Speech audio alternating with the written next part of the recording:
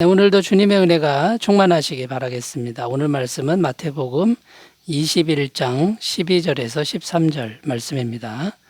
예수께서 성전에 들어가서 성전 안에서 매매하는 모든 사람들을 내쫓으시며 돈 바꾸는 사람들의 상과 비둘기 파는 사람들의 의자를 둘러보시고 그들에게 이르시되 기록된 바 내 집은 기도하는 집이라 일컬음을 받으리라 하였거늘 너희는 강도의 소굴을 만드는도다 하시니라.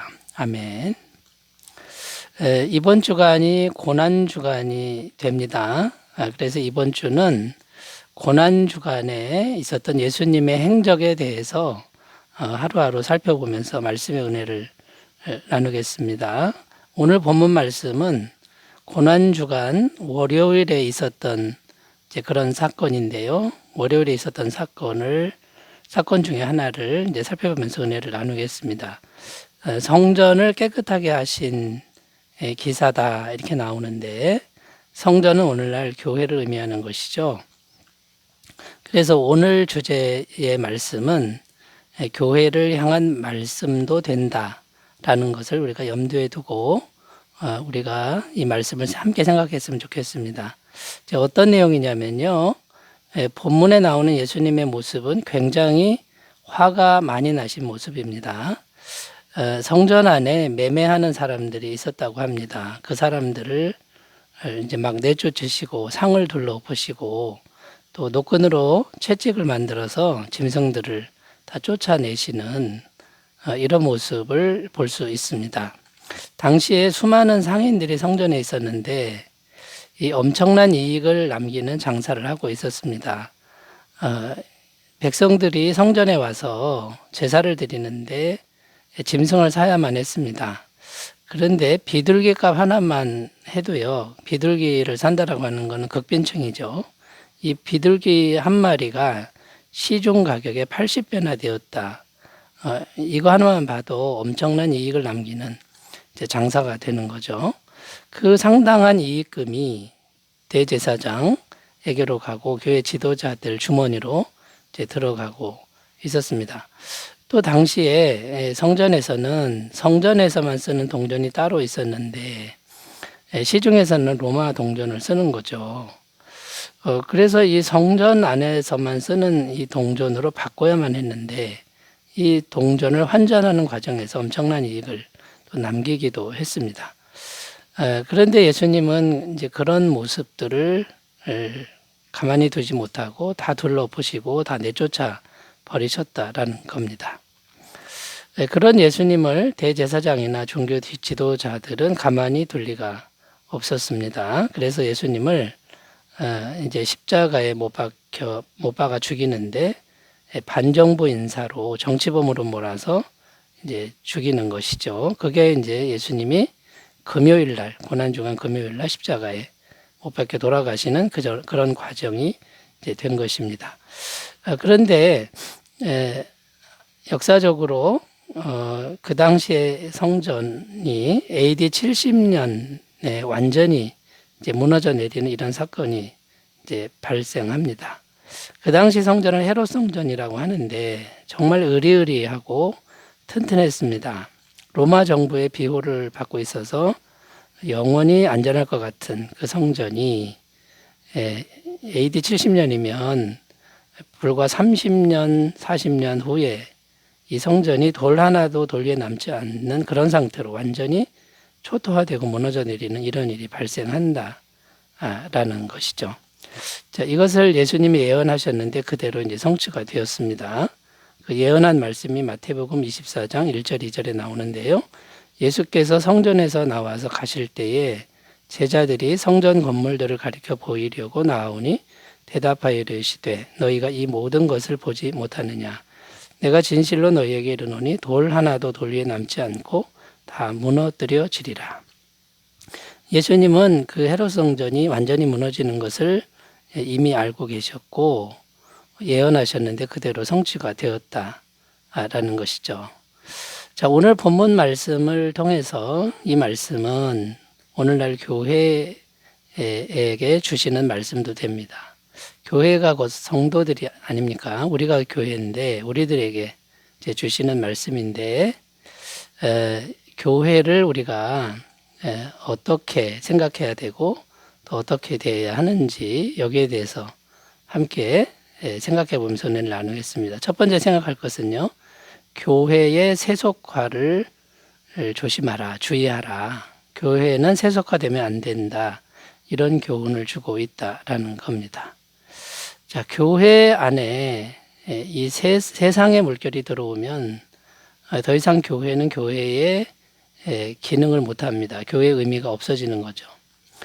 예수님 당시 헤롯 성전이 하나님을 예배하는 장소였지만 거기에 탐욕과 교만과 이런 것들이 가득 차 있을 때 그 성전이 없어져 버립니다. 그래서 이 교회가 세속화에 물이 들면은 교회는 없어진다라는 것을 이제 오늘 우리에게 말씀해 주고 있습니다. 그러니까 교회 안에는 상업주의나 물질주의 이런 것이 들어와서는 교회가 설 수 없다라는 것이고, 상업주의와 물질주의가 있는 한은 하나님의 영의 임재는 불가능하다라는 겁니다.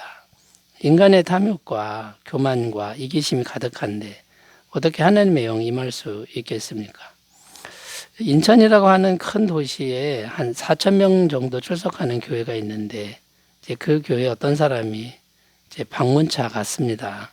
그런데 그 교회 2층의 복도에 보니까 거기는 완전히 시장이라는 거죠. 물건 파는 장소인데 각 선교회별로 나와서 물건을 이제 팔아서 명목은 선교 기금을 마련한다고 하는데 각 선교회별로 경쟁을 벌이는 이런 모습을 보았다라는 것이죠. 자, 여러분, 이런 교회의 모습, 이렇게 세속화에 물드는 이런 모습들이 굉장히 위험한 모습이라는 것을 우리가 꼭 기억하셔야 할 거고요.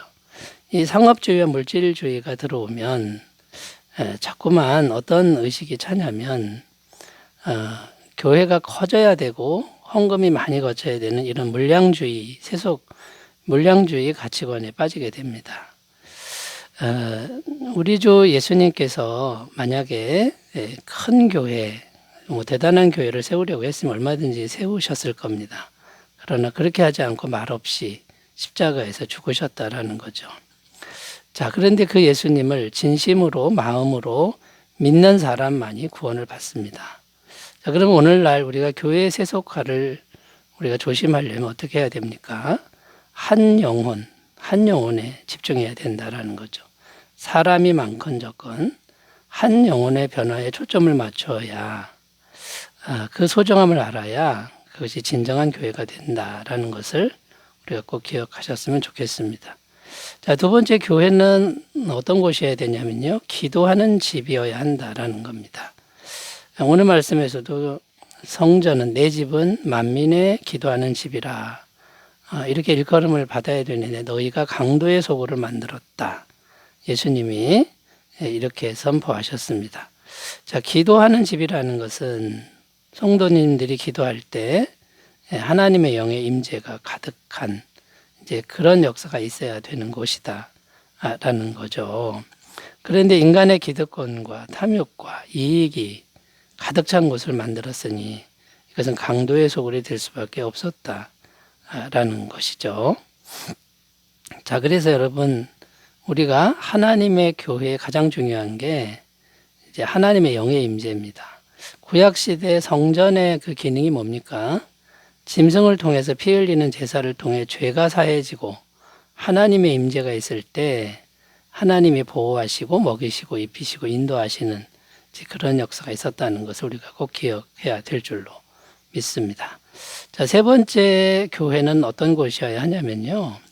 예수님의 부활의 능력을 경험하는 곳이어야 한다라는 겁니다. 오늘 읽지는 않았으나 14절 말씀에 이어지는 내용은 맹인과 저는 자들이 성전에서 예수께 나아오매 고쳐주시니, 맹인이 눈을 뜨고 다리 저는 사람들이 온전하게 되는 이런 놀라운 현상들이 나타났습니다. 이게 부활의 권능입니다. 예수님만이 할 수 있는 창조의 능력이시죠. 없는 걸 있게 하고 죄를 씻어주시고 죽은 자를 살리는 이런 부활의 능력이 있어야 되는 곳이 바로 교회라는 것이죠. 자, 그러면 여러분, 이 부활의 능력이 임하려면 살아계신 예수님이 영으로 임재하셔야 됩니다.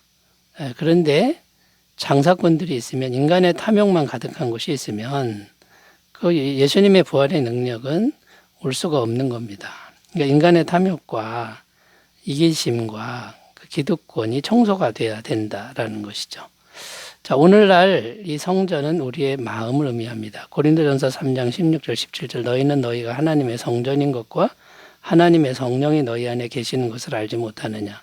누구든지 하나님의 성전을 더럽히면 하나님이 그 사람을 멸하시리라. 하나님의 성전은 거룩하니 너희도 그러하니라.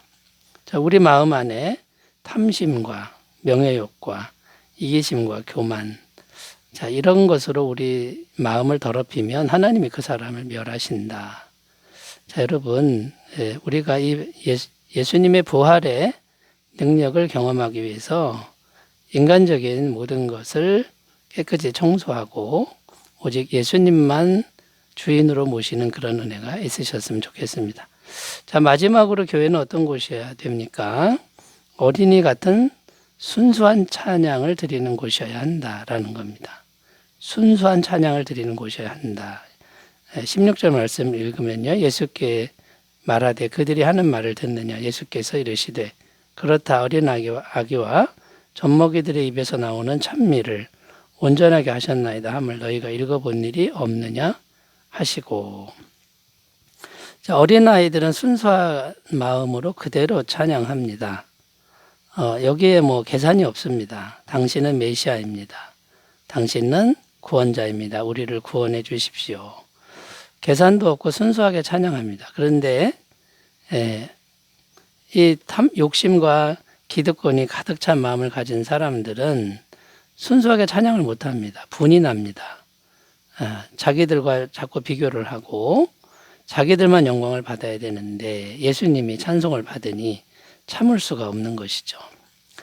자, 여러분, 우리 안에 이 욕심과 교만이 가득 차면 순수한 찬양은 사라집니다. 예수님에 대한 마음은 사라지고 자기만 자꾸만 생각하고 자기 명예, 자기 위치만 생각하는 이런 아주 안 좋은 마음들이 가득하게 되는 것이죠.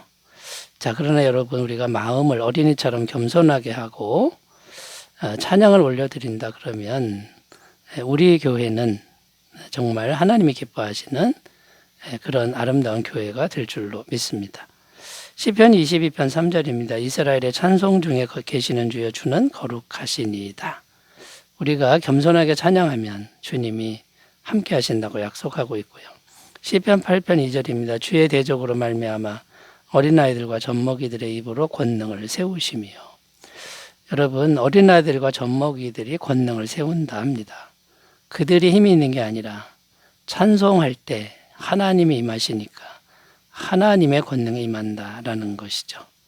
자, 여러분, 이 순수 찬양을 회복하는 것이 이게 능력 중에 능력이라는 것을 우리가 꼭 기억하시고 높은 마음, 이기심의 마음, 탐심의 마음, 세상의 마음을 깨끗이 청소하여 버리고 어린아이처럼 겸손하게 주님만 찬양하는 그런 계기가 되셨으면 좋겠습니다. 자, 고난주간 둘째 날 월요일 사건입니다. 왜 주님이 성전을 청소하셔야만 했는지 생각해 보시고 우리 마음에 청소할 것이 무엇인지를 잘 생각하는 귀한 시간 되셨으면 좋겠습니다. 기도합니다. 하나님 아버지, 내 마음의 성전이 기도하는 성전이 되게 하옵소서. 예수님의 이름으로 기도드립니다. 아멘. 은혜 충만하시기 바라겠습니다. 감사합니다.